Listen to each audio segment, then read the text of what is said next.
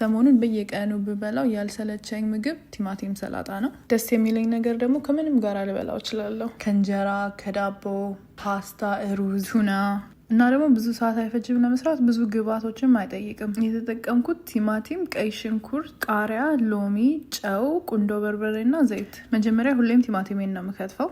በቁመቱ ከከተፍኩት በኋላ እንደገና በጎን ከትፌ 4 ማዕዘን እንዲሆን አደርገዋለሁ።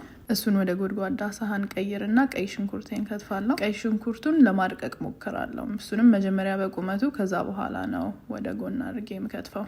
መጨረሻ ላይ ነው ቃሪያን የምከትፈው። ቃሪያውንም እንደ ሽንኩርቱ አድርጌ ለማድቀቅ ሞክራለሁ። ፍሬውን ግን አውጥቼለት ነው የምጀምረው። ከዛ ለሁሉንም ነገር አንድ ጎድጓዳ ሳህን ውስጥ ነው የምከተው። ቲማቲሙንም፣ ሽንኩርቱንም፣ ቃሪያውንም።